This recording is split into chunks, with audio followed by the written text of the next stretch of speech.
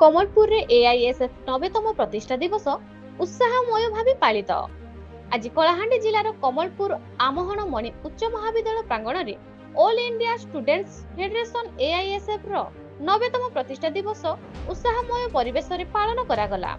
कार्यक्रम रे मुख्य वक्ता भावे एआईएसएफ कलाहांडी पूर्वतन जिला सभापति श्रीयुक्त संजीव कुमार दास उपस्थित हुई एआईएसएफ रो इतिहास और संग्राममय यात्रा को उल्लेख करी छात्र छात्री को प्रेरित करथिले। अवसर रे रचना लेखन, वक्तृता, साधारण ज्ञान और गीत प्रतियोगिता आयोजित होइथिला।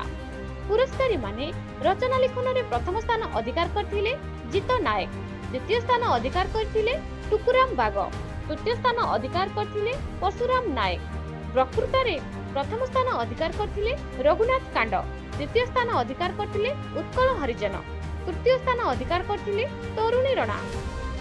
साधारण ज्ञान रे प्रथम स्थान अधिकार करथिले तिलोत्तमा बेहेरा, द्वितीय स्थान अधिकार करथिले जीत नायक, तृतीय स्थान अधिकार करथिले भारती नायक।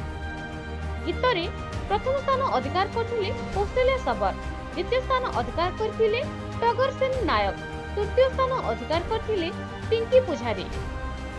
अनुष्ठान रे कॉलेज रो अध्यापक मानक सहित एआईएसएफ कलाहांडी रो जिला सभापति राजाराम डंगरी सह संपादक दलेश्वर खमारी, उपसभापति लिंकन बाग, काउंसिलर मेंबर नरेंद्र नायक, राजा और त्रिवेद उपस्थित रही प्रतिष्ठा दिवस को सफल करथिले।